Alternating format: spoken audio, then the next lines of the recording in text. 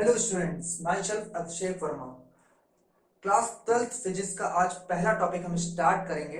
ठीक, अब class 12 physics की अगर हम बात करें तो 12th क्लास में जो फिजिक्स का सिलेबस है उसका लगभग 50% सिलेबस जो है वो इलेक्ट्रोमैग्नेटिज्म कैरी करता है। क्या कैरी करता है? इलेक्ट्रोमैग्नेटिज्म कैरी करता है। 50% सिलेबस एक कवर कर लेता है।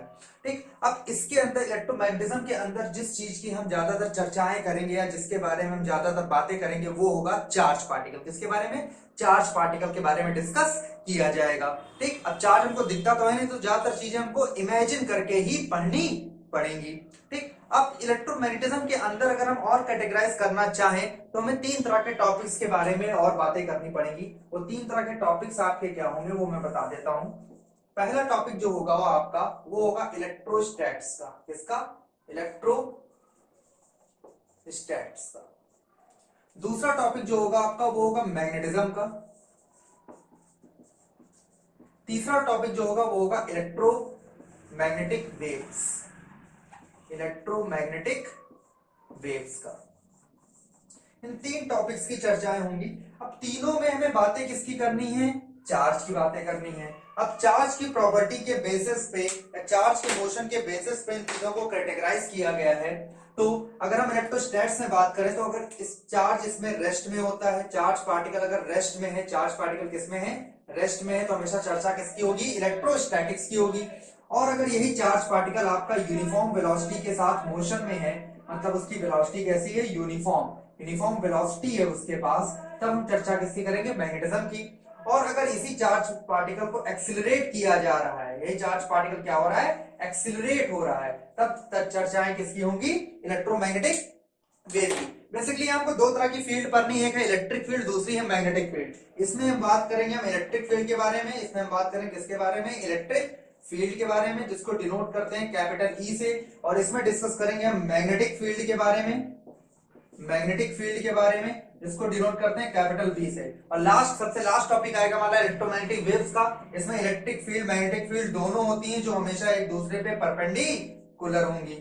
ठीक, जैसे आपकी X rays, ultraviolet rays, infrared rays, वो सब इसके अंदर आती है, इलेक्ट्रोमैग्नेटिक वेव्स के अंदर आती हैं। तो इसकी चर्चा विस्तार में हम बाद में करेंगे। तो फिलहाल सबसे पहला टॉपिक जो हमारा अभी स्टार्ट होगा वो होगा क्या? इलेक्ट्रोस्टैट्स। उससे भी पहले हम जो डिस्कस करने वाले हैं वो डिस्कस करने वाले हैं चार्ज की प्रॉपर्टीज के बारे में, क्योंकि इस 50% सिलेबस में हमको पढ़ना किसके बारे में? चार्ज के बारे में। तो हमें पता होना चाहिए कि आखिर चार्ज क्या होता है, क्या क्या प्रॉपर्टीज होती हैं, कितने टाइप का होता है, कैसे फोर्स लगाएगा, कैसे नहीं लगाएगा, इन सब चीजों के बारे में पहले डिस्कस करेंगे। फिर किसी भी बॉडी को कितने तरीके से चार्ज किया जा सकता है वो सारी बातें भी की जाएंगी। तो फटाफट इसको नोट कर लेना, स्क्रीन को पॉज करके फिर मैं आगे बताता हूं।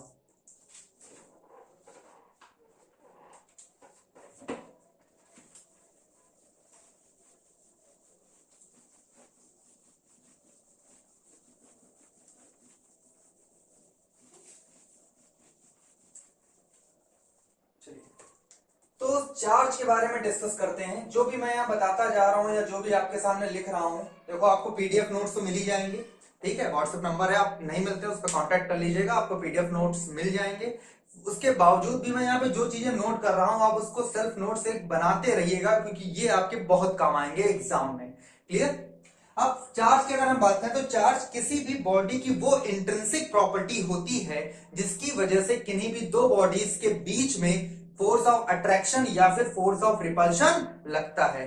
ठीक, इलेक्ट्रिक फोर्स ऑफ अट्रैक्शन या इलेक्ट्रिक फोर्स ऑफ रिपल्शन लगता है। फिर से सुनना, चार्ज किसी भी बॉडी की वो इंट्रिंसिक प्रॉपर्टी होती है जिसकी वजह से किन्हीं भी दो बॉडीज के बीच में इलेक्ट्रिक फोर्स एक्ट करता है। वो अट्रैक्शन का भी हो सकता है और रिपल्शन का भी हो सकता है। इसके आगे अगर हम और बातें करें properties of charge, properties of charge, तो सबसे पहला जो पॉइंट हम बताएंगे वो बताएंगे टाइप्स। तो ये इसके अगर हम टाइप्स की बात करें तो 2 टाइप का होता है, लगभग सब लोगों को पता होगा, एक पॉजिटिव, दूसरा निगेटिव। ये जो पॉजिटिव निगेटिव की जो नेमिंग है ये दी थी बेंजामिन फ्रैंकलिन ने। 2 तरीके का चार्ज होता है, एक पॉजिटिव होता है, दूसरा निगेटिव होता है। फिर अगर और इसमें चर्चा कर लें तो अब इसमें जो फोर्स लगेगा, इसमें जो फोर्स लगेगा वो 2 तरीके से। एक तो लाइक चार्जेस के लिए, कैसे charges? Like charges. Like charges मतलब दोनों पॉजिटिव या दोनों निगेटिव। इस केस में रिपल्शन फोर्स लगता है। और दूसरे हैं अनलाइक चार्जेस के लिए, अनलाइक का मतलब एक पॉजिटिव एक निगेटिव। इस केस में जो फोर्स लगता है वो अट्रैक्शन का लगता है। अट्रैक्ट करते हैं एक दूसरे को। क्लियर? तो like charges repel each other and unlike charges attract each other. फिर अगली जो प्रॉपर्टी है, third property, that is unit of charge. Unit of charge, charge की जो यूनिट होती है वो होती है कूलम। क्या होती है? कूलम, कैपिटल सी से डिनोट करते हैं। ठीक, इसके अलावा और छोटी छोटी यूनिट जैसे 1 milli coulomb 10 to the power -3 coulomb, 1 micro coulomb 10 to the power -6 coulomb, 1 nano coulomb 10 to the power -9 coulomb and 1 pico coulomb equal to 10 to the power -12 coulomb. ये जब न्यूमेरिकल्स वगैरह आएंगे तो वहां ये कन्वर्जन काफी काम आएगा आपके। फिर हम बात करेंगे स्मॉलेस्ट चार्ज के बारे में। किसके बारे में? स्मॉलेस्ट चार्ज के बारे में। तो स्मॉलेस्ट चार्ज वैसे तो क्वार्क होता है, बट क्योंकि वो हमारे सिलेबस में नहीं है इसलिए हम यहां पे जो स्मॉलेस्ट चार्ज कहेंगे वो कहेंगे charge on 1 electron. Charge on 1 electron, एक इलेक्ट्रॉन पे जो चार्ज है उसका मैग्नीट्यूड लेना है। कहने का मतलब है कितना? E, जिसकी वैल्यू होगी 1.6 into 10 to the power -19 coulomb. ये सबसे स्मॉलेस्ट चार्ज होता है, इससे छोटा चार्ज पॉसिबल नहीं है। इसको आप रट लीजिए, याद कर लीजिए कि ये सबसे स्मॉलेस्ट चार्ज है, इससे छोटा चार्ज पॉसिबल नहीं होता। अगली प्रॉपर्टी जो डिस्कस करेंगे, फिफ्थ अगली property, that is quantization of charge. Quantization of charge. तो क्वांटाइजेशन ऑफ चार्ज क्या कहता है कि जो टोटल चार्ज, किसी भी बॉडी पे जो टोटल चार्ज होगा वो इस मिनिमम चार्ज का, इसको एलिमेंट्री चार्ज भी कहते हैं, इस एलिमेंट्री चार्ज का इंटीग्रल मल्टीपल होगा। पॉजिटिव भी हो सकता है, नेगेटिव भी हो सकता है। इंटीग्रल मल्टीपल मतलब n की वैल्यू इंटीजर होगी, 1 2 3 4 एंड सो ऑन। मतलब n डेसिमल में नहीं हो सकता और n की वैल्यू फ्रैक्शन में नहीं हो सकती, जो होगी एक होल नंबर के फॉर्म में होगी, और या प्लस माइनस में अगर बात करें तो हम कह सकते हैं सीधा इंटीजर होगी। क्लियर? अब जैसे यहां पे मैं एक एग्जांपल ले लेता हूं। देखो, चार्ज, किसी भी बॉडी को चार्ज करने के 3 मेथड होते हैं। एक होता है फ्रिक्शन का, एक कंडक्शन का और एक इंडक्शन का। यहां पर मैं आपको इस प्रॉपर्टी के अंदर एक मेथड बताने जा रहा हूं जिसको हम कहेंगे फ्रिक्शन मेथड से। अब सपोज मान लो दो बॉडीज हैं, एक बॉडी ए है, दूसरी बॉडी बी है, दोनों की दोनों अभी न्यूट्रल है। न्यूट्रल कहने का मतलब हमें ये पता है किसी बॉडी के जो एटम्स होते हैं अगर वो न्यूट्रल हैं तो हम कह सकते हैं जितने प्रोटॉन उतने इलेक्ट्रॉन, क्योंकि इलेक्ट्रॉन पे इतना चार्ज नेगेटिव में होता है और प्रोटॉन पे सेम चार्ज पॉजिटिव में होता है। तो अगर नंबर ऑफ इलेक्ट्रॉन्स और नंबर ऑफ प्रोटॉन्स इक्वल होंगे तो वो नेगेटिव पॉजिटिव एक दूसरे को बैलेंस करके बॉडी को न्यूट्रल कर देता है। तो ए और बी दो तरह की बॉडीज ले ली हमने, मान लिया कि दोनों न्यूट्रल है। दोनों न्यूट्रल कहने का मतलब जितने प्रोटॉन उतने इलेक्ट्रॉन, इस पे भी और सेम इस पे भी। अब अगर इन दोनों बॉडीज को आपस में रब कराएं, इन दोनों बॉडीज को आपस में रब कराते हैं, फ्रिक्शन कराते हैं, तो मान लेते हैं ए बॉडी से कुछ इलेक्ट्रॉन निकल के कहां चले गए? बी। अब किसी भी बॉडी के इलेक्ट्रिफिकेशन के लिए, स्टैटिक इलेक्ट्रिफिकेशन के लिए इलेक्ट्रॉन रिस्पॉन्सिबल होते हैं। कौन रिस्पॉन्सिबल होता है? सिर्फ इलेक्ट्रॉन, क्योंकि प्रोटॉन न्यूक्लियस के अंदर होते हैं, वो मूव नहीं कर सकते, मूव इलेक्ट्रॉन कर सकते हैं। तो किसी बॉडी के इलेक्ट्रिफिकेशन के लिए सिर्फ इलेक्ट्रॉन रिस्पॉन्सिबल होते हैं। मींस इन दो बॉडीज को अगर आपस में रब करेंगे फ्रिक्शन से तो एक बॉडी से दूसरे बॉडी में सिर्फ और सिर्फ इलेक्ट्रॉन का ट्रांसफर होगा, प्रोटॉन का ट्रांसफर नहीं होता। तो मान लेते हैं इस बॉडी से इस बॉडी में कितने इलेक्ट्रॉन्स गए? n इलेक्ट्रॉन्स गए। कितने इलेक्ट्रॉन्स गए? n इलेक्ट्रॉन्स गए। तो अब इसके अंदर से इलेक्ट्रॉन्स जा रहे हैं तो इस पे क्या ज्यादा हो जाएगा? प्रोटॉन। अब इसमें इलेक्ट्रॉन्स जा रहे हैं तो इसमें क्या ज्यादा हो जाएगा? इलेक्ट्रॉन। प्रोटॉन ज्यादा हो गया मतलब इस बॉडी पे पॉजिटिव चार्ज आएगा, इलेक्ट्रॉन ज्यादा हो गया मतलब इस बॉडी पे नेगेटिव चार्ज आया। अब बात कर लेते हैं कितना चार्ज आएगा। तो इस बॉडी पे चार्ज आएगा प्लस एन, इस बॉडी पे चार्ज आएगा माइनस एन। अब यहाँ पे n आपका 1 इलेक्ट्रॉन हो सकता है, 2 इलेक्ट्रॉन हो सकता है, क्योंकि इलेक्ट्रॉन को फर्दर डिवाइड नहीं किया जा सकता, क्योंकि ये सबसे छोटा चार्ज है और इसको आगे डिवाइड नहीं कर सकते। इसलिए हम कह सकते हैं कि n की वैल्यू जो होती है वो इंटीजर के फॉर्म में होती है, होल नंबर के फॉर्म में होती है। मींस 1 2 3 4 फ्रैक्शन में नहीं होगी और डेसिमल में नहीं होगी। इस इलेक्ट्रिफिकेशन में हम देख सकते हैं कि दोनों बॉडी चार्ज हो गई। एक बॉडी में जितना पॉजिटिव आया दूसरी बॉडी पे उतना ही नेगेटिव आया। अब इलेक्ट्रॉन का अपना कुछ मास भी होता है, इलेक्ट्रॉन का अपना कुछ मास भी होता है। मास ऑफ इलेक्ट्रॉन होता है 9.1 into 10 to the power -31 kg। ये है मास ऑफ इलेक्ट्रॉन। अब क्योंकि एक बॉडी से अगर दूसरे बॉडी पे इलेक्ट्रॉन्स का ट्रांसफर हो रहा है, इसका मतलब ये भी है कि मास का भी ट्रांसफर हो रहा है। अब इस बॉडी से इलेक्ट्रॉन्स जा रहे हैं मतलब इस बॉडी का मास पहले से कम हो जाएगा और इस बॉडी का मास पहले से बढ़ जाएगा। जो ए बॉडी है उसका मास पहले से कम होगा और जो बी बॉडी है उसका मास पहले से बढ़ जाएगा। इससे रिलेटेड क्वेश्चंस भी पूछे जा सकते हैं। तो ये था क्वांटाइजेशन ऑफ चार्ज की the total charge is an integral multiple of elementary charge. अगली जो प्रॉपर्टी है सिक्स प्रॉपर्टी, अगर उसकी हम बात करें तो that is conservation of charge या एडिटिव नेचर ऑफ। पहले हम एडिटिव नेचर ऑफ चार्ज की बात कर लेते हैं। एडिटिव नेचर, एडिटिव नेचर का मतलब ये जैसे किसी भी बॉडी में यहाँ पर +2 कूलम है, यहाँ पर -6 कूलम है, यहाँ पर +1 कूलम है और हम कहें अगर इस बॉडी पे टोटल चार्ज कितना है तो सबको सिंपल एल्जेब्रिक सम लेना है +2 -6 +1 और जो आंसर आएगा वो हम लिख देंगे मींस -3 कूलम। कि अगर किसी भी सिस्टम के अंदर एक से ज्यादा बॉडीज हैं और हर बॉडी पे अलग अलग चार्जेस हैं, प्लस के कुछ माइनस के, तो उस सिस्टम का जो टोटल चार्ज होगा वो उन अलग अलग बॉडीज के चार्जेस के एल्जेब्रिक सम के इक्वल होगा। मींस सबको ऐड करना है साइन के साथ। लास्ट प्रॉपर्टी है कंजर्वेशन ऑफ चार्ज। क्या है? Conservation of charge. Conservation of charge कहता है charge neither be created nor be destroyed, only transfer from one body to the other body. कि चार्ज को ना तो क्रिएट कर सकते हैं ना ही डिस्ट्रॉय कर सकते हैं, सिर्फ एक बॉडी से दूसरे बॉडी में ट्रांसफर किया जा सकता है। जैसे मान लेते हैं कि ये सिस्टम है, इसके अंदर हमने 3 बॉडीज ले ली अलग अलग, यहाँ +1 कूलम रखा, -4 कूलम रखा, +2 कूलम रखा। ठीक, अब हमने क्या किया, इस सिस्टम के अंदर अच्छे से इसको मिक्स किया, इन बॉडीज को आपस में टच कराया, टच कराने के बाद तीनों बॉडीज को फिर से सेपरेट कर दिया। इस पे मान लेते हैं +8 कूलम आया, इस पे -2 कूलम आया, तो इस वाली बॉडी पे मतलब x की वैल्यू क्या होगी, इस पे कितना चार्ज आएगा। तो अभी अभी हमने प्रॉपर्टी पढ़ी conservation of charge, total charge neither be created nor be destroyed. तो इस पे हम टोटल चार्ज पता कर ले, दैट इज +1 +2 +3 -1 -1 कूलम। इस पे भी -1 होना चाहिए। अब इस पे है कितना, +8 है, -2 है और इसको x मान ले इक्वल -1, तो x इज इक्वल टू आ जाएगा -1 -6 means x is equal to आएगा -7 कूलम। x की वैल्यू कितनी आई कि उस वाली बॉडी पे कितना चार्ज होगा, -7 कूलम चार्ज होगा। तो ये थी आपकी चार्ज की प्रॉपर्टीज जो आपके सामने है, आप देख सकते हैं सारी की सारी प्रॉपर्टीज को अच्छे से, सारी प्रॉपर्टीज याद हो। अब बोर्ड एग्जाम वगैरह में जो प्रॉपर्टीज पूछी जा सकती है वो मेनली 5th और 7th प्रॉपर्टी है, क्वांटाइजेशन ऑफ चार्ज और कंजर्वेशन ऑफ चार्ज। इनके ऊपर न्यूमेरिकल और डायरेक्टली प्रॉपर्टीज भी पूछी जा सकती है और उसके अलावा आपको बाकी प्रॉपर्टीज भी याद होनी चाहिए। अब इसके बाद हम बात करेंगे कि बॉडी को और कितने तरीके से चार्ज किया जा सकता है। देखो एक मेथड तो मैंने फ्रिक्शन का बता दिया, 2 और बचे, कंडक्शन और इंडक्शन, उनका डिस्कशन करेंगे। तो पहले आप इसको नोट कर लें, फिर मैं आगे डिस्कस करता हूं। चलिए, अब अगला है बॉडी को चार्ज करने का अगला जो मेथड है वो है कंडक्शन का। इसका कंडक्शन मेथड।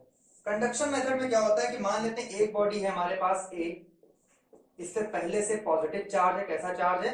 पॉजिटिव चार्ज है। दूसरी बॉडी है बी जो अनचार्ज है, इस पे कोई चार्ज नहीं मतलब न्यूट्रल है।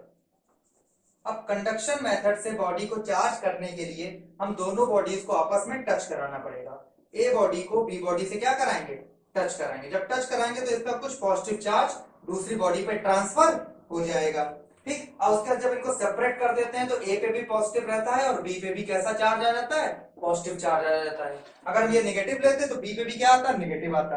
अब अगर ये दोनों बॉडीज आइडेंटिकल होती, मतलब शेप, साइज, मटेरियल सब कुछ सेम होता, तो ए बॉडी का आधा चार्ज बी बॉडी पे चला जाता, मींस दोनों चार्ज को इक्वल इक्वल डिवाइड कर लेते। अब अगर आइडेंटिकल होगा तभी ये केस आएगा इक्वल डिवीजन का, अगर आइडेंटिकल नहीं है तो इक्वल डिवाइड नहीं होगा, फिर डिपेंड करता है क्या शेप और क्या साइज है। तो मेन याद क्या रखना कि कंडक्शन के मेथड पे हम किसी भी अनचार्ज बॉडी को जिस चार्ज बॉडी से चार्ज करते हैं उसी नेचर का चार्ज उस अनचार्ज बॉडी पे आता है। अगर दोनों बॉडीज आइडेंटिकल हैं तो दोनों इक्वल इक्वल चार्ज शेयर करती हैं। अगला मेथड है इंडक्शन का। किसका? इंडक्शन का। नेक्स्ट मेथड है इंडक्शन। इंडक्शन के मेथड में हम टच कराने की जरूरत नहीं होती। मान लेते हैं कोई एक बॉडी है जिसपे पॉजिटिव चार्ज है और बी बॉडी हम ले लेते हैं फिर से अनचार्ज। अब इंडक्शन के मेथड में ए बॉडी के नजदीक जब बी बॉडी को लाते हैं, ए बॉडी पे प्रेजेंट पॉजिटिव चार्ज इस बी बॉडी के मॉलिक्यूल्स को पोलराइज करता है, जिससे सारा निगेटिव इस पॉजिटिव की तरफ इकट्ठा हो जाता है और पॉजिटिव रिपल होकर के अपोजिट साइड इकट्ठा हो जाता है। अब यहां पर 2 केसेस बनते हैं। अगर हम इस ए बॉडी को मतलब यही सेम टू सेम यही केस रखें, इधर आपका निगेटिव, इधर आपका पॉजिटिव, ऐसा ही रखें। इसके बाद हम ए को रिमूव कर दें, ए को क्या कर दें, रिमूव कर दें। ए को जैसे ही रिमूव करेंगे तो बी बॉडी का निगेटिव पॉजिटिव आपस में फिर से मिलकर के इसको एकदम न्यूट्रल पहले की तरह, अभी भी ये न्यूट्रल ही है क्योंकि जितना निगेटिव है उतना पॉजिटिव है, तो ये अभी जो सेपरेट हुए थे ये वापस मिक्स होकर के अनचार्ज बॉडी बन जाएगी। कैसी बन जाएगी, अनचार्ज। बट अगर यहीं पर हम बी बॉडी को अर्थ कर दें एक तरफ से,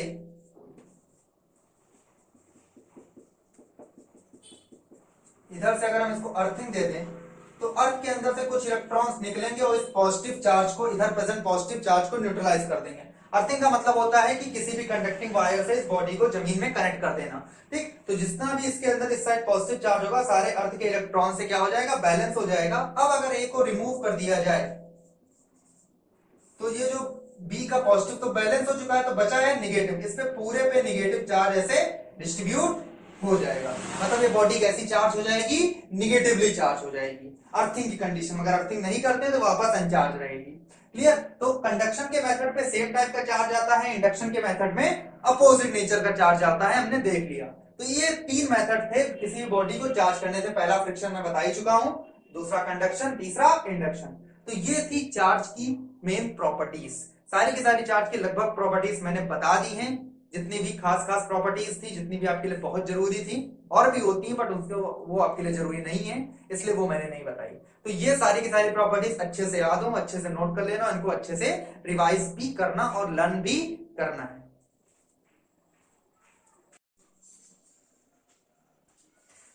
नेक्स्ट टॉपिक है फोर्स बिटवीन टू चार्जेस। जैसे लाइक चार्जेस रिपल करते हैं, लाइक चार्जेस अट्रैक्ट करते हैं, अट्रैक्ट रिपल तो करते हैं, बट कितना फोर्स लगाते हैं इसका डिस्कशन हम करने जा रहे हैं। तो उसके लिए हमें पढ़ना पड़ेगा कूलॉम्स लॉ।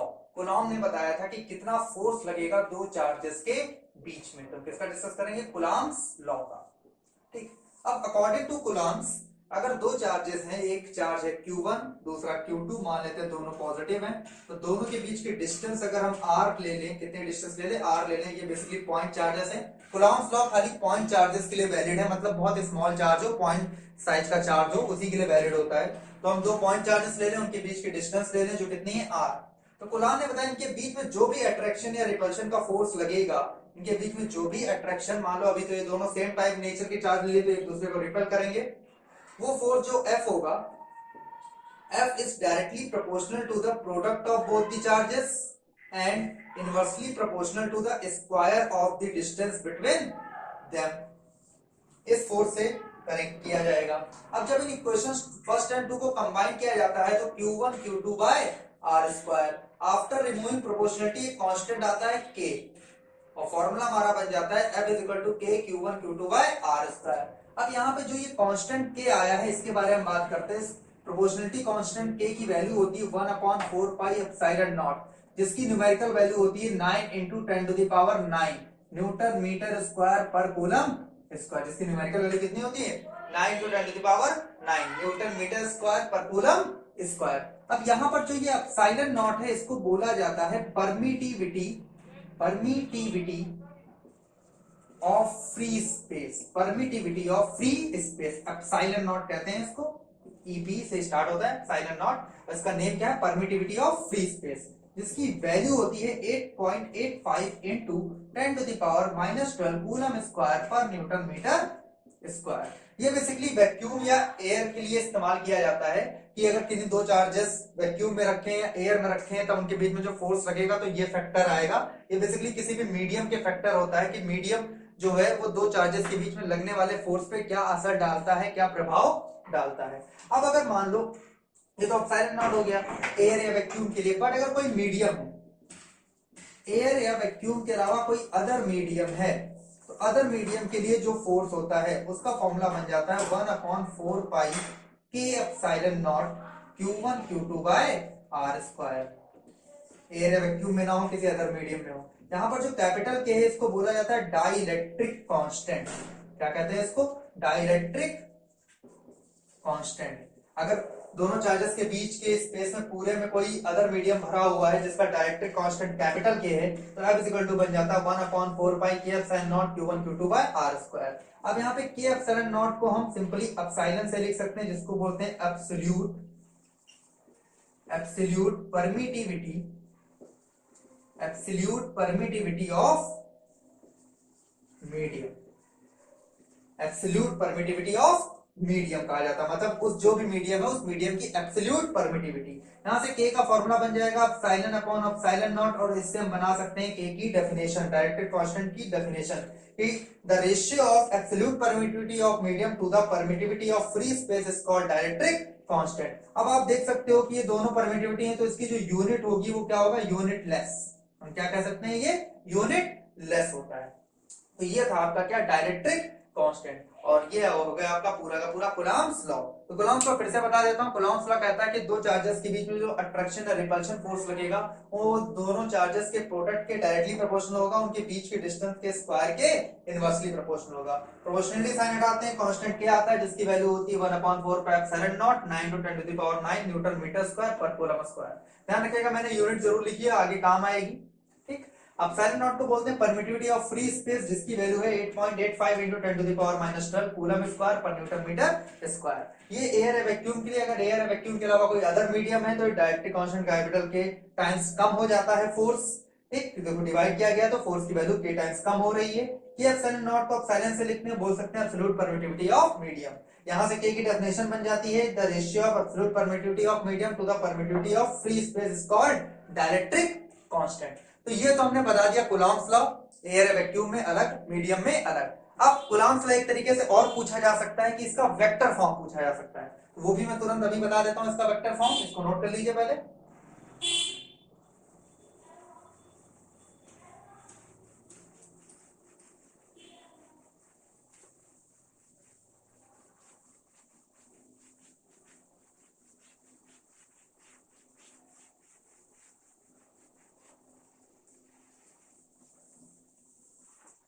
अगला जो टॉपिक है that is Coulomb's law in a vector form.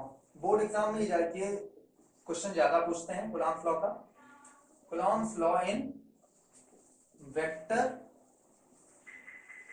Form, देखना इसमें न्यूमेरिकल्स बहुत अच्छे अच्छे होते हैं। ये एक्स एक्सिस ले ली, वाई एक्सिस ले लिया हमने, दो चार्जेस मान लिए, एक चार्ज Q1, दूसरा चार्ज ले लिया हमने Q2। Q1 का पोजीशन वेक्टर ले लिया R1 वेक्टर, Q2 का पोजीशन वेक्टर ले लिया हमने R2 वेक्टर। ये रेफरेंस पॉइंट O हो गया, ओरिजिन। अब इन दोनों चार्जेस के बीच की डिस्टेंस को हम लिख लेते हैं R से। किससे लिख लेते हैं, R से लिख लेते हैं। अब दोनों पॉजिटिव मान लेंगे तो Q2 पे फोर्स इधर लगेगा, सेकंड पे लगा, 1 ने लगाया, जिस पे लग रहा है उसका नंबर पहले, जो लगा रहा है उसका नंबर बाद में। इस पे फोर्स इधर लगेगा, 1 पे लगा, 2 ने लगाया। अब क्योंकि फोर्स एक वेक्टर क्वांटिटी है, मतलब मैग्नीट्यूड के साथ साथ इसकी डायरेक्शन भी होगी। डायरेक्शन को बताता है यूनिट वेक्टर, क्लास 11th में आपने पढ़ा होगा। तो एक यूनिट वेक्टर हम बना देते हैं इधर की तरफ, एक यूनिट वेक्टर बना देते हैं इस साइड। इधर की तरफ जो यूनिट वेक्टर बनाया उसे लिखेंगे R, इसको इस यूनिट वेक्टर को लिख देंगे हम R। 1 से कहां जा रहा है, 2 की तरफ, R12 है। और ये यूनिट वेक्टर 2 से कहां जा रहा है, 1 की तरफ, R21 है। यूनिट वेक्टर की खासियत ये है कि इसका मैग्नीट्यूड हमेशा 1 होता है। ये सिर्फ क्या बताता है, डायरेक्शन। यूनिट वेक्टर का फॉर्मूला आपने पढ़ा होगा, R unit vector is equal to vector upon magnitude. Vector upon magnitude होता है इसका फॉर्मूला। ठीक है, अब यहाँ पे हम बात कर लेते हैं सबसे पहले force on Q1 bye Q2। ठीक, Q1 पे Q2 की वजह से कितना फोर्स लगेगा, मतलब F12 की बात हो रही है। 1 पे लग रहा है, 2 वाला लगा रहा है, तो 1/4 पाई एप्सिलॉन नॉट, ये तो लिखेंगे ही। Q1 Q2 by R square, ये तो मैग्नीट्यूड। अब इसकी डायरेक्शन में कौन सा यूनिट वेक्टर है, वो ये वाला है R21, तो लिख देंगे R21 कैप।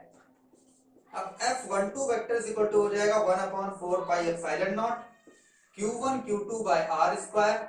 इस यूनिट वेक्टर को उस फॉर्मूले से सेपरेट कर देंगे तो R21 वेक्टर अपॉन R। तो फॉर्मूला बन जाएगा हमारा F12 vector is equal to 1/4 pi epsilon not Q1 Q2 by R cube R21 vector. अब थोड़ा बहुत आपको वेक्टर आना चाहिए इस तरह के न्यूमेरिकल्स को करने के लिए। अगला इसके बाद तो ऐसे ही force on Q2, force on Q2 by Q1 means F21 vector की बात कर रहे हैं। ये भी ऐसे लिख देंगे, मैग्नीट्यूड तो देखो वही रहता है, दोनों चार्जेस है, फोर्स तो सेम रखता है, मींस मैग्नीट्यूड सेम होगा। अब इसकी डायरेक्शन की बात करें तो 21 की तरफ ये 12 वाला है, 21 की तरफ कौन सा है, 12 वाला है, तो लिख देंगे R12 कैप। फिर इस कैप यूनिट वेक्टर को हम वेक्टर में तोड़ लेंगे तो बन जाएगा Q1 Q2 by R square, तो ये R12 वेक्टर अपॉन में आर स्क्वायर, और आर क्या बन जाएगा आपका आर क्यूब, तो 1/4 pi epsilon not Q1 Q2 by R cube R12 vector. अब ये जो दोनों के दोनों फोर्स आए हैं इनके मैग्नीट्यूड सेम है, लेकिन डायरेक्शन आप देख सकते हो एक दूसरे के क्या है, अपोजिट है। मतलब F12 vector is equal to minus of F21 vector, action reaction law को फॉलो करते हैं। तो ये था Coulomb's law in a vector form. एक बार समझ में ना आया हो तो इसको रिज्यूम करके दोबारा देख लीजिएगा।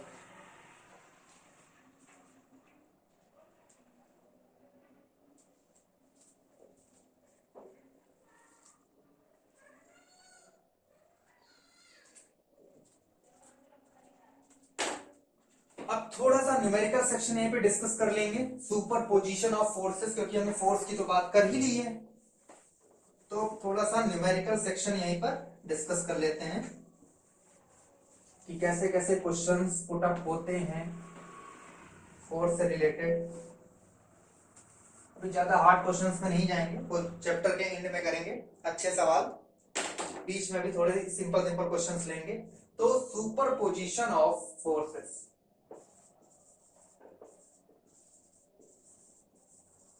सुपर पोजिशन ऑफ फोर्सेस का मतलब क्या है कि जैसे मान लेते हैं एक चार्ज हमने ले लिया Q जो O पॉइंट पे, एक और चार्ज ले लिया Q1, एक चार्ज और ले लिया -Q2, एक चार्ज ले लिया +Q3, कुछ प्लस के कुछ माइनस के ऐसे ले लिए। ठीक, ये सारे के सारे चार्जेस इस पे फोर्स लगा रहे होंगे, अलग अलग डायरेक्शन में लगा रहे होंगे, ठीक है, अलग अलग डायरेक्शन में लगा रहे होंगे। तो अब जो टोटल फोर्स इस पे होगा F, वो इन सारे अलग अलग फोर्सेस का, इन सारे अलग अलग फोर्सेस का वेक्टर सम होगा। क्या होगा, वेक्टर सम होगा। ठीक, तो वेक्टर सम निकालना आपको आना चाहिए, तभी आप क्वेश्चन कर पाओगे। जैसे मैं यहाँ पे एक एग्जांपल लेके आपको बता देता हूँ। सपोज एक ट्रायंगल ले लिया हमने, इक्विलेटरल ट्रायंगल, साइड मान ली A, यहां पर रख दिया मान लेते हैं Q चार्ज, यहां पर भी Q चार्ज, यहां पर भी Q चार्ज, तीनों पे सेम चार्ज रख दिया, plus Q plus Q plus Q, नाम लिख दिया A B C। अब क्वेश्चन है find the net force on A due to other two charges. A पे नेट फोर्स पता करना है बाकी दो चार्जेस की वजह से। ठीक है, तो अब A पे हमको नेट फोर्स जो पता करना है उसके लिए क्या करेंगे, अब ये प्लस वाला इस पे इधर की तरफ फोर्स लगाएगा, ये पॉजिटिव पॉजिटिव है, रिपल करेंगे, मतलब ये फोर्स ए पे लगा, किसने लगाया, सी ने लगाया। ये वाला भी इधर फोर्स लगाएगा, डायरेक्शन बनाने आनी चाहिए सबसे पहले, क्योंकि ये भी पॉजिटिव ये भी पॉजिटिव, रिपल करेंगे, ठीक उसी लाइन में लगता है, इसलिए इसको सेंटर फोर्स भी कहते हैं, मतलब ए पे लगा बी ने लगाया। अब इन दोनों फोर्सेस का जो वेक्टर सम होगा, जैसे हम पैरेललोग्राम लॉ वेक्टर एडिशन से निकाल सकते हैं एफ, वही हमारा फाइनल आंसर होगा।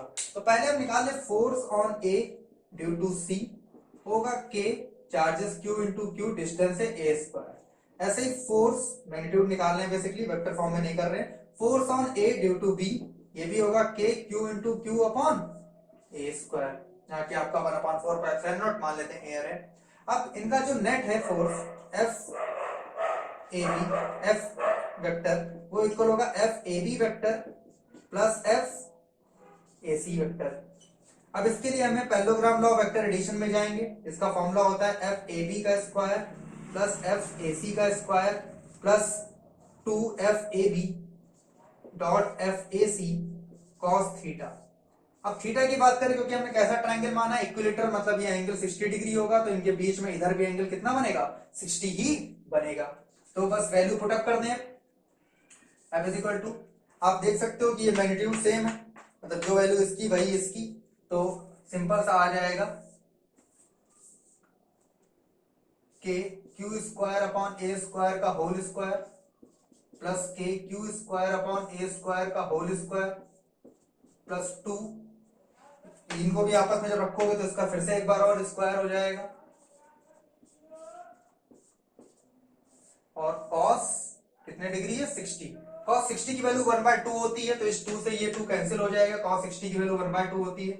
यहाँ पे 1 2 3 मिलेंगे, तो स्क्वायर को जब बाहर निकाल लेंगे अंडर रूट से, तो यहां बचेगा √3। यही होगा आपका फाइनल आंसर न्यूटन में।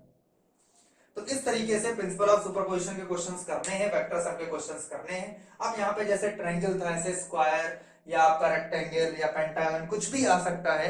आपको दो दो फोर्सेस लेते जाने हैं, दो फोर्स का पहले फाइनल रिजल्टेंट निकाल लेना है, फिर उससे तीसरे का रिजल्टेंट निकालना है, फिर उससे चौथे का रिजल्टेंट निकालना है। ऐसे जितने भी फोर्सेस है सबको सॉल्व करते जाना है। एक मेथड तो ये होता है, एक मेथड रिजोल्यूशन वाला होता है, वो भी आगे मैं भी बताऊंगा, डिस्कस करूंगा।